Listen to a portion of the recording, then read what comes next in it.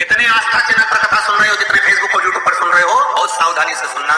जब जीवन में कहीं समस्या खड़ी हो जाए, कहीं बहुत विकट समस्या है और कोई हल ना मिल जाए, हो जाता है जीवन में कोई घड़ी ऐसी आके खड़ी हो जाती है जहां पर हमको सोचने के लिए समय नहीं मिलता। तब शिव महापुराण की कथा वर्णन करती है, जब विषम परिस्थिति आ जाए, ऐसा लग रहा है कि आपने पशुपति व्रत कर लिया, सोमवार की अष्टमी का प्रयोग कर लिया, मैंने शंकर जी की आराधना कर ली, तो भी विषम परिस्थिति चल रही है, अभी तक कोई सुधार आने को तैयार नहीं है, तब बहुत विषम परिस्थिति में उस जगह पर इसका प्रयोग कर सकते।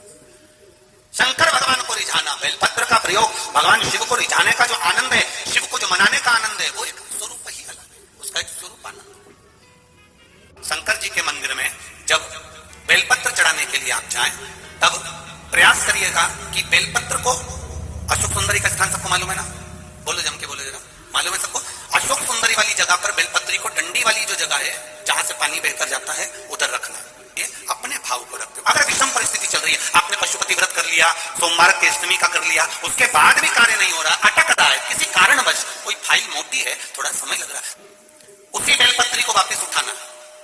शिव जी के शिवलिंग पर जब बेलपत्री रखो तो डंडी का भाग, आप यहां बैठे हो तो डंडी का भाग पीछे की ओर होना चाहिए। शिवलिंग जैसे ये है तो डंडी का भाग पीछे की ओर, उसको रखकर 7 लोटा जल भगवान शंकर पर समर्पित कर दीजिए। तो 7 लोटा जल का प्रयोग करें, धीरे धीरे 7 लोटा जल शिव जी को बाल्टी में भरकर ले जाएं, अपने घर से 7 कलश जल शिव जी को समर्पित करना है, और समर्पित करने के बाद उस बेलपत्री को वापस अपने ही घर पर लेकर आ जाना है।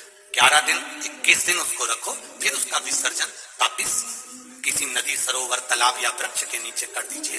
बाबा हाथ पकड़ कर बाहर निकाली देगा। परिस्थिति विषमता।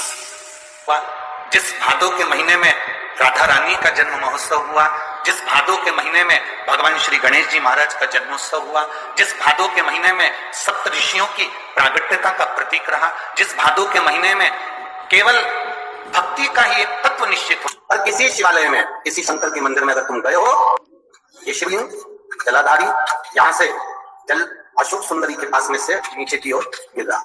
ये जो चिकना वाला पत्ता होता है बेलपत्री का, सीधा वाला भाग, और इस पत्ती का भी सीधा भाग, लाल चंदन लगाकर बेलपत्री के भाग को जोड़ना, अपनी कामना कहकर अशोक सुंदरी वाली जगह पर उसको छुआकर, भगवान शंकर का उसका स्पर्श कराकर, उसको लाकर नंदी का एक चरण, ऊंचा भाग जहां चरण का हो, चरण के पास अपनी कामना कर रख दीजिए, और थोड़ा सा मूंग श्री गणेश जी महाराज का नाम लेकर किसी भी गौशाला में या नंदी गण जहां हो, आपके मोहल्ले में कोई नंदी हो जो घूमता हो रोड पर, कोई बेल हो, तो उसको वो मूंग खिला दीजिए। आप अपने एग्जाम पर या कोई व्यापार चालू कर रहे हो या नौकरी करना चाह रहे हो, सर्विस करना, आप उसके लिए चले जाओ। उसमें